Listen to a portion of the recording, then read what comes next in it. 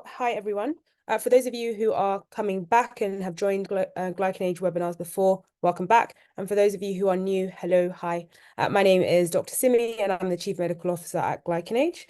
And today we're doing a webinar, which is something that I think is very interesting, which is looking at estrogen and asking the question, is estrogen a longevity drug? In this webinar, I'm going to ask a couple of questions. Please feel free to kind of post your answers in the chat. That would be helpful for me, so I know you're there. And also, we're going to be looking at this from a glycan perspective in particular. So I will jump straight in. So key things we're going to be focusing on is aging through chronic inflammation, and that's because that relates quite heavily to estrogen and its effect. Then we're going to be looking and talking about, can you actually measure chronic inflammation? Then we'll talk about glycans and estrogen and how those two link. And then I'm going to give a framework for using HRT in practice, and then I'll run through some case studies. I will say that some of this is going to be quite focused on people who are practitioners, but there might be some people who are just interested. And so if you have any questions, please feel free to ask. I can see we have a question in the chat. There is an echo. Is everyone else hearing the echo, or is it just one person? Just make sure my sound is okay. Vladid, can you just confirm if my sound is all right? Yes, I can personally hear you very well. Okay, right. I will carry on. Thank you. Okay, so let's move on. So just a question for everyone who is here. If you are a practitioner and you're using estrogen, can you just put in the chat a yes or a hands up? And if you're anybody who's just using estrogen, if you want to just put your hand up as well. In the Q&A, not in the chat, sorry.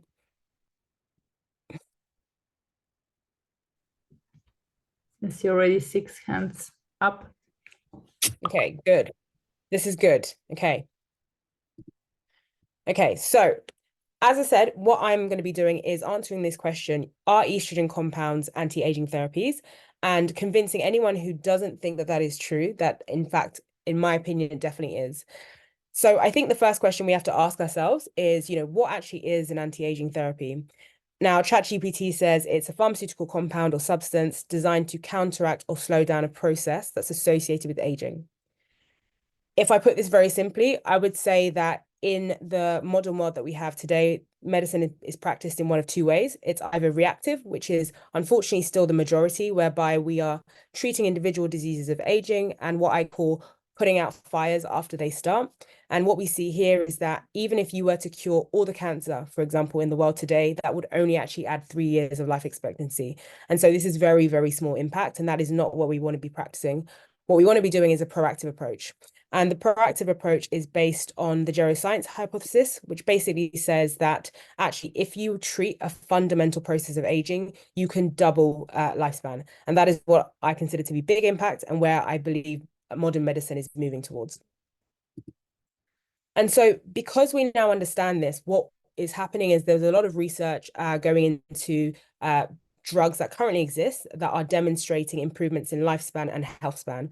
So some of the really popular ones that most of you probably have heard of are metformin, which we know is currently under trial, and kind of mixed results on this one. Actually, what we're seeing is that metformin tends to help people who already have a predisposition to diabetes or insulin sensitivity. And so there are still questions about how effective is this as an anti-aging drug for the general population. Then you have rapamycin, which again, there's been some promising studies, but again, still waiting to understand sort of the doses that you would need to give to see some benefit. And then you have the more recent sodium glucose transport inhibitors. And these are showing really great promise, but actually majority of studies on this area are more disease specific. And so again, we are looking at how does this affect people who are well or healthy and actually extend lifespan and health span. The underdog, I think, is estrogen. So estrogen is probably like older than all of these drugs. It's been around for a long time, since the 60s. It's the most researched. So when I looked at all of these drugs, actually, it was the one that had the most hits on PubMed. And in the US, anyway, one of the top 100 prescribed drugs.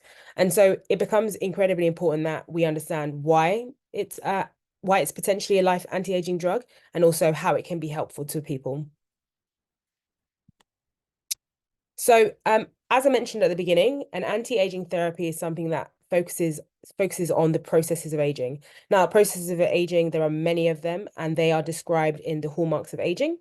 One of the more recently added ones was chronic inflammation, and this being a core driver of disease and aging. And the term around this is inflammaging. Now, what we understand is that estrogen seems to mediate an anti-aging effect through actually reducing chronic inflammation. And the reason for me that I think chronic inflammation is particularly important is because all roads lead to chronic inflammation. So if we think about other hallmarks of aging, things like cell senescence, the reason why we are so concerned about these zombie cells or senescent cells is because they release a huge amount of pro-inflammatory markers, and this drives, of course, chronic inflammation. Similarly, we see with mitochondrial dysfunction, this also drives chronic inflammation. And so what you can see is this kind of cycle, I guess, where different hallmarks of aging lead to chronic inflammation. And so if I was going to be measuring anything in a patient or in a client, it's going to be chronic inflammation because I think it gives the most information about the health status of someone. And so if we're saying chronic inflammation is super important, we of course have to ask the question, can it really be measured? So if people are doing this in practice, if people are measuring chronic inflammation, some of the markers that you might be aware of are things like TNF alpha, ESR, high sensitivity CRP, and so on and so forth. Now, these are great markers to some extent. However, the question is, do they really measure chronic inflammation? And of course, the way I'm talking, you can see the answer is probably no. In reality, these are measures of acute inflammation. They can give some information about chronic inflammation, but that is very heavily skewed by the acute inflammation that's happening in the body. But also, what you do tend to get is that these markers will change closer to disease. So you might start seeing these things change when disease has already taken hold. And really what we want is a marker that's going to exist here. So something that's changing way before disease happens, when we can still make a significant difference, and something that's actually going to be measuring chronic inflammation and chronic inflammation alone. And of course, if we ask the question, can we actually do that? Yes. So we at Glycan Age look at something called Glycans. And many of you who have joined these webinars before will have a good understanding of this. But ultimately, Glycans are a revolutionary marker. And they're these complex carbohydrates that sit on the surface of pretty much every cell in the body. They're incredibly important for cell-to-cell communication, and ultimately they are what enable us to have multicellular living. And so you'll see that these are incredibly important in functionality of proteins. So take your mind back to, I don't know, early stage biology. You think about a cell. In the cell, you have DNA. That DNA is transcribed and translated. And actually, when it's translated, it is turned into a primary protein. And this primary protein is not functional. It can't really do anything. It has to go through what we call post-translational modifications. And these modifications are what enable the protein to actually function. Now, something I think is really, really, really important to highlight is this big, big difference here. Glycation and glycosylation are not the same thing. It's a naming issue. I know they sound very similar, but actually they're very, very different. So glycation is what you see in HbA1c. It's what we see in diabetics, and actually what is being measured when you do a HbA1c. Glycosylation is very different in that, as mentioned, it's a very controlled, enzyme-controlled process, and it is what gives proteins their function and enables us to function as complex beings. And so a lot of people do not know glycans by name, but you definitely will know them by function. So just to kind of give you an understanding of how important these are in our biology, your glycans, as an example, are your red blood cells are covered in glycans, and the red blood cell itself is a protein, but actually the blood type is determined by the glycans on the surface of the red blood cell. Similarly, even in conception, we see that sperm uses glycans to identify and find the oocyte, and therefore none of us would be here without glycans. And then we see this in pathology as well. So in cancer, we see cancer cells hide themselves using glycans to disguise themselves and make our immune system not recognize them. And then, of course, there's the really key area which we focus on, which is the actual adaptive immune system. So what we know is that on the adaptive immune system, you have one massive part of that is IgG. And on the surface of IgG, you have these glycans that change over time based on chronic inflammation and aging. So here's like a nice little diagram of that to explain a little bit. Sorry.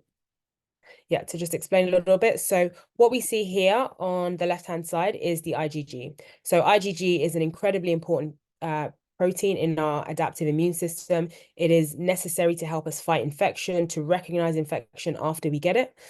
And on the surface of the IgG, what you see here are glycans. So these are these complex carbohydrates, which we know over time change. So initially, actually, these glycans are anti-inflammatory. So when they have subunits that are cyclic acid, galactose, they are considered to be anti-inflammatory. But what happens naturally over time as you age is that actually these glycans and these molecules, they change and become more pro-inflammatory. And what's happening is actually they're losing these subunits. So these protective subunits are getting lost and they're becoming more and more pro-inflammatory. And what happens when that occurs is your immune system becomes quite overreactive. And so immune health is a very fine balance in that you need it to be reactive enough that when you become sick, it is going to respond and it's going to mediate a response that's appropriate.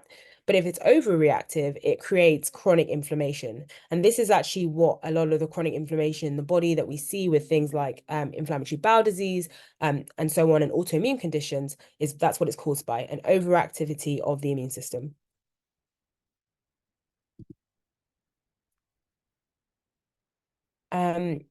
So one of the key things that we have to appreciate is that glycans are really, really complicated. So the study of glycans is called glycomics, and it is like the second, third, fifth layer of complication when it comes to human biology. And so the reason I say this is because if you think about it, you have your genes and DNA, which is made out of 4 subunits. So this is your adenine, guanine, cysteine, thymine, which makes up DNA. And then you have epigenetics. Epigenetics is all about which genes are turned on and off based on various different factors.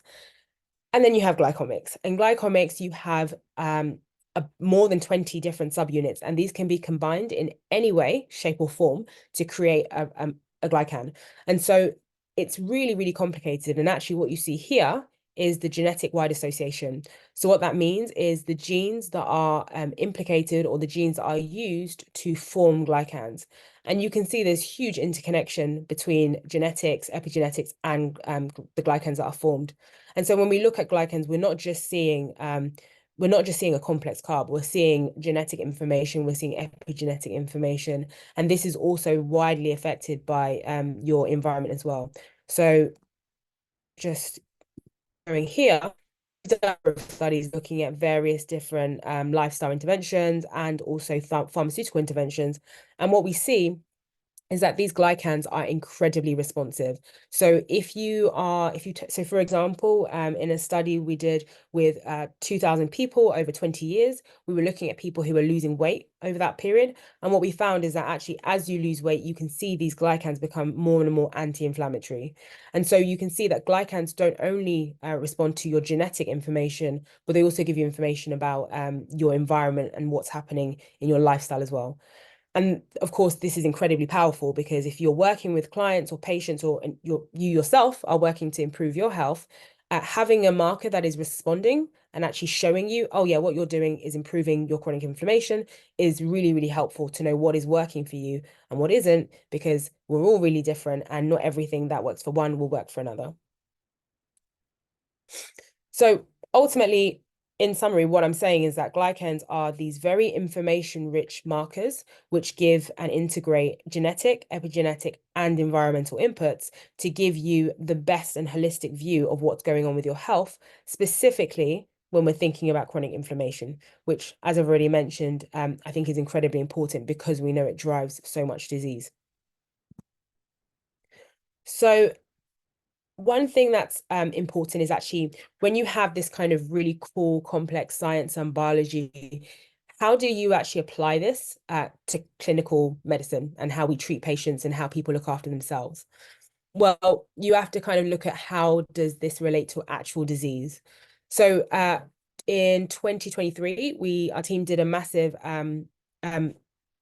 sorry, peer-reviewed papers. So did a massive systematic review.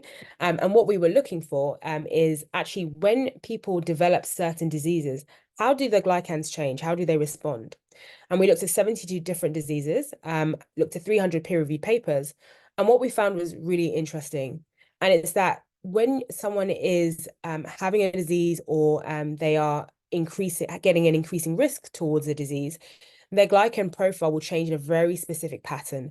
And it's almost like these diseases have fingerprints. Now, as you can see, so in this blue section, we're looking at autoimmune conditions. These autoimmune conditions, they have a quite similar pathophysiology. So that's the way the disease actually develops. And actually what we find is some of these fingerprints will overlap. But ultimately, what's even more fascinating is that these fingerprints or these glycan profiles, they can start emerging up to 10 years before disease. And so that becomes really powerful when actually you look at a patient who, for example, has rheumatoid arthritis. And if we were to take, I don't know, 100 people who had rheumatoid arthritis, what we would expect to see is over time, this kind of glycan pattern would emerge for all of them. And so this type of pattern becomes a recognition almost for that disease. Now, because this pattern starts to emerge up to 10 years before the disease actually develops, it becomes a really powerful tool because you can do this, which is you can go to John Doe or whatever patient and you can look at their profile and then you can compare that with someone who has rheumatoid arthritis and what we see as the disease recognition pattern of rheumatoid arthritis and say, look, there's quite a lot of overlap here. There's quite a lot of similarity between these two profiles. And what we're seeing is that this potentially actually translates to risk and says, at the moment, you have a potential risk of developing this disease. And so we need to do something to kind of reduce that and to move that away. And because that's happening 10 years before disease, you really have a huge leeway to actually make a big difference. And actually what you can do is you can start implementing interventions that reduce inflammation and see how the patient responds over time. And therefore helping them to potentially reduce the risk of eventually potentially developing this disease. And we didn't just look at this across one disease, we looked at this across many. And what we were able to do is identify how early do these patterns actually start developing. So as I mentioned, you can see these patterns developing up to 10 years in advance. For hypertension, you see it up to 6 years in advance. And for cardiovascular and cerebrovascular diseases, so stroke and things like that, you can see it happening up to 8 years in advance. And so again, you're seeing glycan patterns changing way in advance of disease happening, and therefore your ability to practice preventative medicine through early detection is massively increased. Okay, so I've spoken a lot about chronic inflammation, but actually the title of this was about estrogen and how estrogen relates. So I'm going to speak more now about actually what does this mean when it comes to estrogen. But the key thing you need to remember is that glycans are a great way to measure chronic inflammation.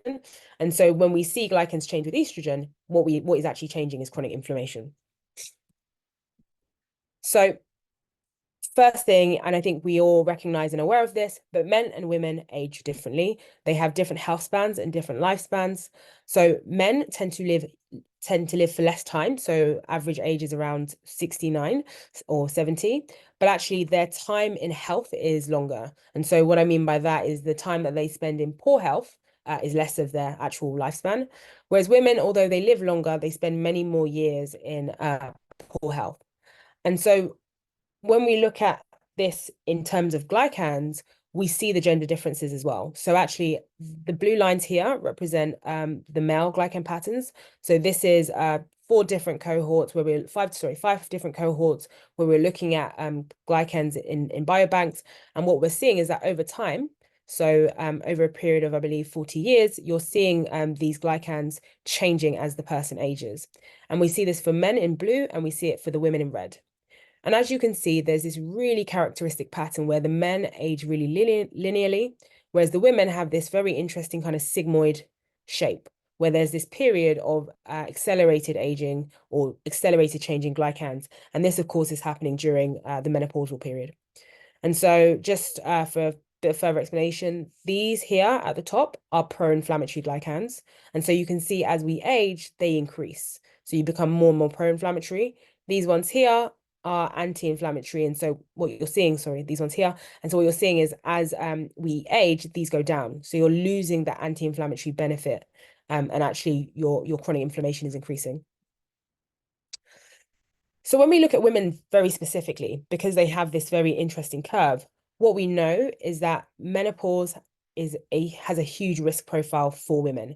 So the earlier a woman goes through menopause, the higher her risk of all-cause mortality. And just to kind of really put that into context, women who go through menopause at the age of less than 40 are have a 25% increase in their risk of mortality compared to women who go through menopause between the ages of 45 and 49. That is huge. And so what you are seeing here is that actually menopause, or the reduction of estrogen, because that is what menopause is, has a huge impact on mortality. And so it becomes even more important that we understand why is that happening? Why is it that when someone is losing this estrogen, you're getting this huge increase in mortality? So of course, we are very, very focused on research and giving evidence base. And so we wanted to understand actually what is happening to the glycans when someone is going through a menopausal transition. And so what we did is we were looking at inflammatory glycans. So the top ones here, the ones in red are, inflammatory. We don't want these ones. And the ones down here in green are the anti-inflammatory ones. And basically what we see is when we look at women who are premenopausal, so before menopause, so the estrogen levels are still good and high, their anti-inflammatory glycans are very high. They have a lot of those. So they have a lot of the good ones, and the pro-inflammatory ones are low. When they become menopausal, you see that actually what happens is those anti-inflammatories, those good ones, they go down, and those pro-inflammatory ones go up. And so again, you're seeing this building chronic inflammation when you lose when you lose estrogen. And what's even more interesting is that actually sometimes it goes even lower or worse off than what men start at. And so again, you're really seeing this power of estrogen and the shift towards a more pro-inflammatory glycan profile when you lose estrogen. Of course, as scientists, that was not enough for us. We needed more. We needed more evidence. And so we did a randomized double-blind placebo control trial. Ultimately, what we did, I don't know why anyone would have signed up for this study, but what we did is we induced menopause. So you took a group of women, you measure their baseline, so you understand what their estrogen levels are at baseline, and then you do hormone suppression. So you give them gonadotropin releasing hormone. And what that does is it suppresses the hormone. So now these people at phase 2, they have no estrogen. It's all gone. And then what you do is you put these people in a group. So the placebo group, we didn't replace any of their estrogen. The intervention group, we gave them their estrogen back. And what we saw is that the intervention group, so the guys who we gave back estrogen, their glycans remained or went back to the normal levels. Whereas for those who we had suppressed estrogen in, you can see that their glycans went really, really pro-inflammatory. And so this placebo where we had taken away their estrogen and we didn't put anything back, they had this really pro-inflammatory position. And so it takes us back to our original statement, right? We said that an anti-aging therapy has to have an effect on an aging process. What we're seeing is estrogen has a direct effect on chronic inflammation and is therefore a huge influence and a core to the processes of aging.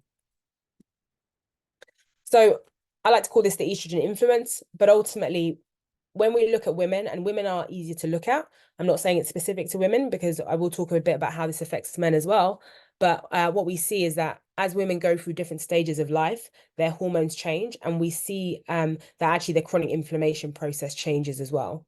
So as an example, we did a study with Japanese women, and they were looking at their glycans, taking their glycan measurements a couple of times every week. And what we found is through their menstrual cycle, although it was a minor and a smaller change, what you do find is the glycans do change as well. So during the follicular phase, you have more inflammatory glycans, and then during the luteal phase, you have more anti-inflammatory glycans.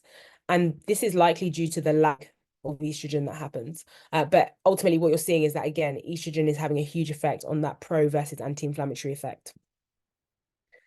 And then we see this also anecdotally in pregnancy. So in patients who we've looked at their glycans post-pregnancy, what we see is actually post-pregnancy, you have this increase in their inflammation and their glycan age. And the reason you have this is because obviously post-pregnancy, you have this really big drop of your estrogen. And so that is, again, reflecting this increase in inflammation, which then translates to an increase in the glycan age. And then, of course, when you go back to your normal cycles and your estrogen levels normalize again, you get this post-pregnancy recovery and you go back to your previous age. So this is a very complicated slide, but I'm going to explain it very simply. Estrogen has a huge impact on systemic inflammation. I think this is very well researched. And what we're seeing is that not only does it have an impact on systemic inflammation, but actually the way that it's doing this is through your immune system. And so you can see all the different effects that it has on your immune system when someone is postmenopausal, so when the estrogen is low, and premenopause as well, when the estrogen level is higher.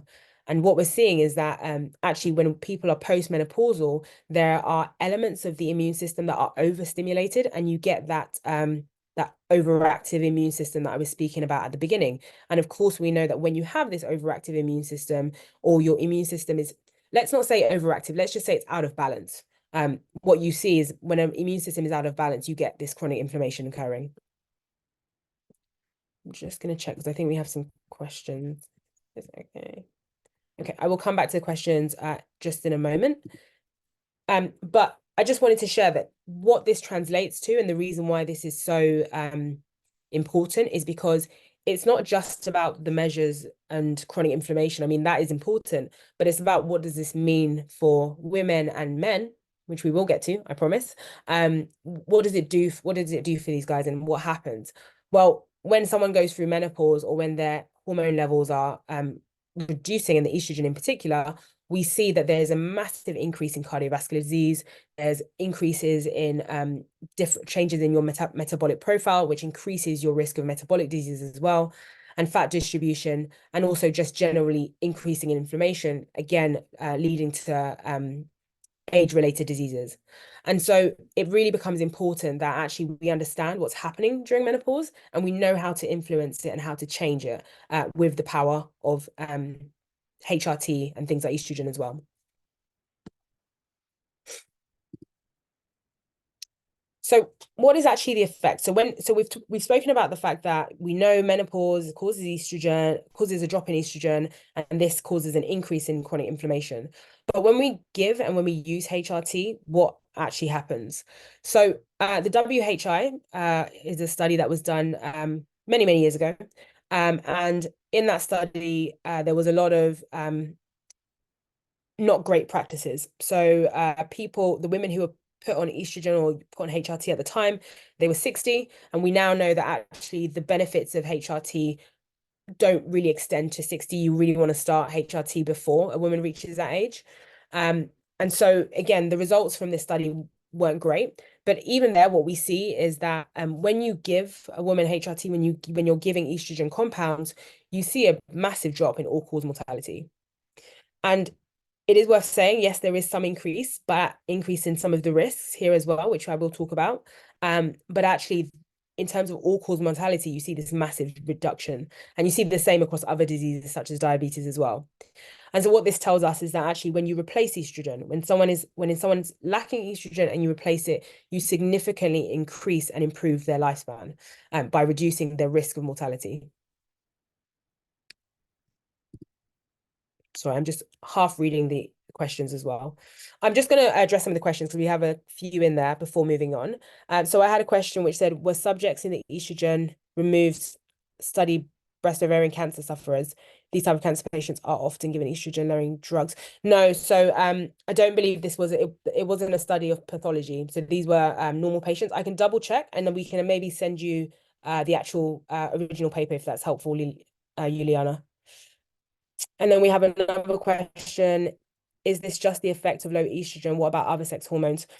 So I will talk a bit about other sex hormones as well. Other sex hormones do have an impact, but what we're seeing is that estrogen has the biggest impact.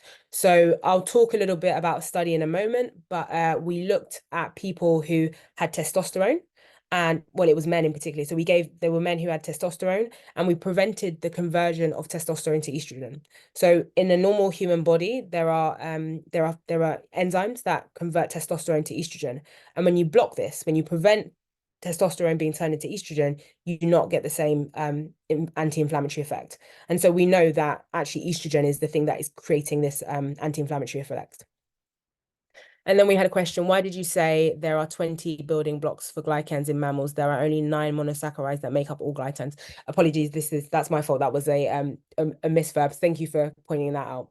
But yeah, so even if we're talking about 9, ultimately what we're saying is that glycans are hugely more complicated than both genes, which are only made up of 4 building blocks. And actually that complication is what gives us our multicellular ability. I hope that answers all the questions so far. Okay, so just jumping back into some of the studies, there actually was a recent study done, and this has not yet been peer reviewed, but I think it's worth sharing. So they were looking at, it was a retrospective study where we looked at 500,000 samples in a biobank between the ages of 37 and 73. And what they were looking at is from all these people, how many were on prescribed drugs? And they found 406 different prescribed drugs. And of those 406 commonly prescribed drugs, they found that 14 increased lifespan compared to health match controls.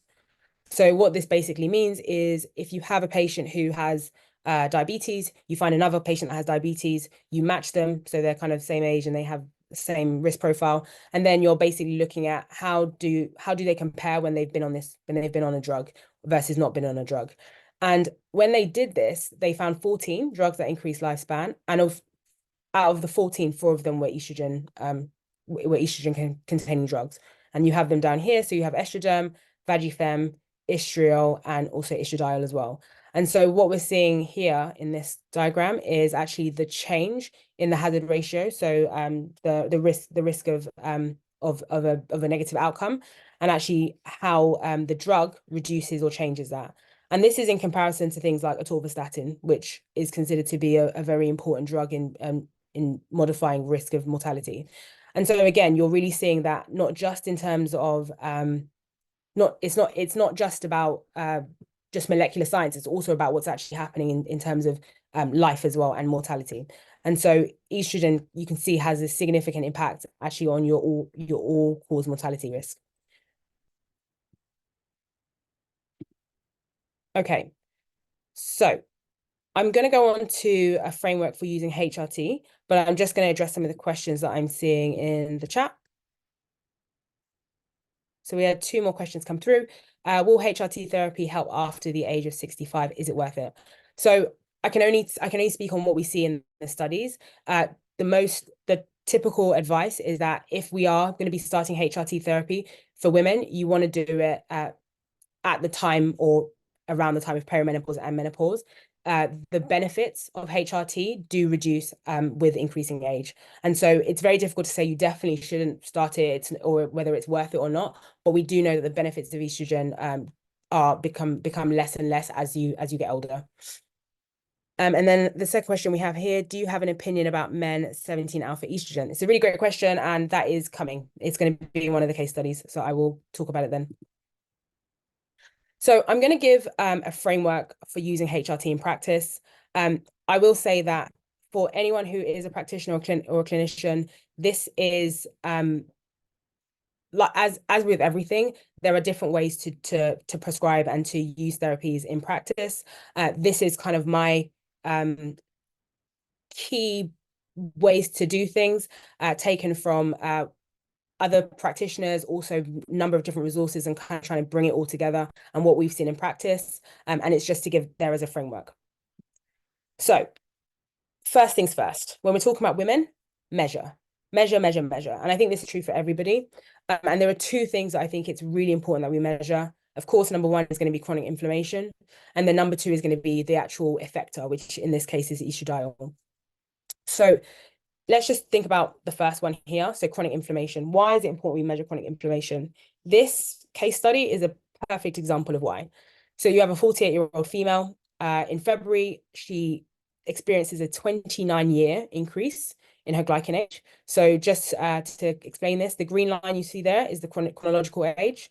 The orange line you see is the biological age. And what you see is in February 2020, you have this 29-year increase in the glycan age, massive, literally doubling of the glycan age. And what that's representing is an increase in chronic inflammation. In April, so here, it goes all the way, so the highest level it goes to is 64. This patient makes a decision to start taking HRT. Just note that this patient is 52, but their biological age or their inflammation profile is that of someone who's 64. They make a decision to start taking body identical HRT. And over time, you see this reduction. And of course, we don't have all the results here, but it is potential that you would see an even greater reduction. And actually, on average, with some of our partners who are using HRT in practice, on average, they see about a 10-year drop, 10 to 15-year drop in women. So you can see really significant changes when you add estrogen back in that really reduce that inflammatory profile. And so it becomes really important to measure this because firstly, perimenopause is incredibly hard to diagnose. It's a clinical diagnosis, which basically means it is a practitioner or physician saying, yeah, I think you're in perimenopause. And so actually, if you don't have a way to actually understand what's happening with the chronic inflammation, it's very difficult to identify when someone is in that period of life. And actually, the glycans can help to do that. The second thing I said to measure is estradiol. Now, there are lots of other things that are important to measure as well, sex hormone binding globulin, testosterone, etc., etc. But the most important is estrogen or estradiol. And the reason for that is, first of all, if you know what someone's normal estradiol is before they go through menopause or change in hormones, you kind of have a better idea of what to do when it comes to replacing it. But also, when you look at the estrogen levels at the same time as what's happening to the glycan profile. Again, you can see when someone has, so in this case, this person has very low estrogen. So ideally you want the estrogen to be above, above 65. So this is very low. What you can see is that, that is having an impact on their age. And then what they do is they increase the estrogen, and I will talk through this case study in a bit more detail, but they increase the estrogen, and then you see a significant drop here in the glycan age as well. So when you're increasing that estrogen, you can see what's happening with the chronic inflammation. And if you're measuring both of those things, you have a much better gauge on how your patient is managing. The second thing is asking the question, is HRT required? Now, before, this was the mindset. So before it was very much no HRT until proven otherwise. Women do not get HRT unless they absolutely need it. And the way that was determined is through, is this woman having symptoms? Now, I would argue, and this is my personal opinion, I would argue that we should not be waiting for symptoms anymore. I think we've shown a lot of evidence that demonstrates estrogen is really important for reducing chronic inflammation. If you are simply waiting for symptoms, all you're doing is letting the silent fire that is chronic inflammation in the body build, and saying, oh, because this woman doesn't have any symptoms, they don't need any replacement of the estrogen. I would argue that actually, just because a woman does not have, I mean, you don't necessarily feel or get symptoms of increasing cardiovascular risk disease, but we know that a lack of estrogen increases that. And so I really do not think we should be waiting for symptoms when it comes to HRT. And I think really HRT should be given until proven otherwise. Until we can see there is a risk for this woman to not have HRT. So, for example, if someone has a history of breast cancer, of course, this is a place where you have to balance the risks. And then once you have kind of determined if HRT is required, because we're not using symptoms and we're not using this kind of ethos of don't give HRT until proven otherwise, you then go back to your question of how do I know when I need to give my patient HRT? In an ideal world, you would know because we would have measured. We would have the chronic inflammation level and we would have the estrogen level. However, this is not always the case. So for some people who are measuring over a long period of time, you have a target and you can track chronic inflammation and you can track the estradiol. For other people, unfortunately, we have to use assumptions. And what this means is we're kind of guessing around what's the expected range. This is not great because the expected range of estrogen is between 65 and 350, huge. So it's quite difficult to guess where you want someone to be in that unless you know their history. Menstrual history is helpful, very helpful. However, in reality, a lot of women are on contraception. A lot of women have the coil. A lot of women have lots of different have never had a normal cycle. And so it becomes really hard to use menstrual history to determine whether someone should or shouldn't be on HRT. And then symptoms. We've already spoken about this. I think waiting for symptoms is ultimately letting a fire burn just because someone isn't necessarily feeling it. And so when you're asking the question, is HRT required? The first thing to do is look at the values that we have and the measures that we do have. When we don't have those measures, we do have to make assumptions. But again, it's about using clinical judgment and also the information that is available. And then we have this rather complicated slide. Apologies in advance. There's a lot of information on here, but I'll kind of go through it relatively quickly. So someone did ask me about 17 alpha estradiol, which I will talk about when we speak about men. But when it comes to women, the estrogen we're looking at is 17 beta estradiol, and the reason for that is because it's the most potent that we have. Then you have testosterone, typically used in creams and gels in that case, and then you have progesterone, and typically wanting to use micronized progesterone. That is kind of your key things that you're wanting to use in practice. And then when it comes to some of the key points, so transdermal estrogen is preferred. Reasons for avoiding oral estrogen are to do with the fact that oral estrogen does have a higher risk of VTE, so clots forming, but also absorption with oral estrogen can be quite unreliable and difficult to predict. And then also there are just more contraindications with oral estrogen. And so where possible, we should be looking to use transdermal, but sometimes oral is a better option depending on patient preference. And also you can consider oral if there's poor transdermal absorption or it's not very well tolerated. The other thing is to consider oral estrogen for women who have very poor lipid profiles. So there was a study that was looking at the changes or the difference between transdermal estrogen and oral estrogen. So a pill, for example. And what they found is that for women who are on oral estrogen, actually the lipid profile improvement is more significant. And so this can be something to consider, but I think generally speaking, you're going to want to be sticking with transdermal. And then when it comes to oral estrogen, if we are using it in practice, it's really, really important to remember that oral estrogen can reduce your sex hormone binding globulin, can increase your sex hormone binding globulin. And if that happens, what happens is the free testosterone goes down. And so these women might end up with a low testosterone, which leads to low libido, sometimes some mind fog and cognitive symptoms. So if we are using oral estrogen, it's important to be checking the sexual hormone binding globulin so we can understand if we need to add, and the free testosterone so we can understand if we need to add testosterone. Okay. And then we have progesterone. So I think one of the key things that we see with this is people typically believe that progesterone should only be used in women who need uterine protection. This is not true. I mean, it is, yes, of course, it is a very uteroprotective drug, but actually it has been shown to also improve with symptoms. So if you have a woman who is on estrogen and her symptoms are still not controlled, even if she doesn't have a uterus, you can still give progesterone. You can still give progesterone to help with some of that symptom control. And then, of course, the other thing is that the micronized bioidentical progesterone tends to be the best option.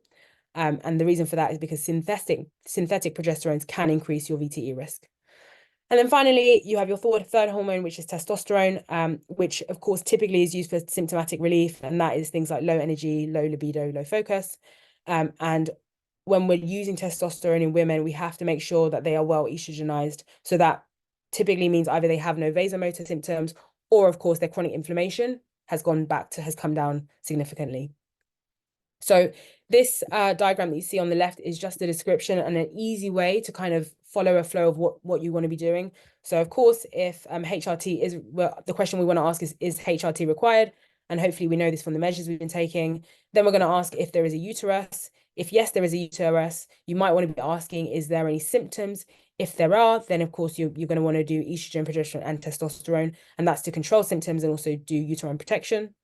But on the other side, even if there isn't a uterus, but there are symptoms, if the inflammation is also controlled, you may still want to be given progesterone. So hopefully this kind of is a useful tool for anyone who is using estrogen, HRT in practice. Okay. So the key thing here is that when it comes to HRT, we are protecting patients from what they cannot feel. As I mentioned, HRT is not just a symptom alleviating drug, it is a mortality risk reducing drug. Your patients cannot see or feel increasing risk in cardiovascular disease necessarily. They cannot see or feel the neurodegenerative diseases. And I say this because there is a period before things develop and before symptoms start. And if we are not protecting our patients from what they cannot see or feel, I feel like we're not giving them the best that we can. And so I would describe menopause as a silent fire in that it increases your chronic inflammation, and we need to make sure that we are putting it out.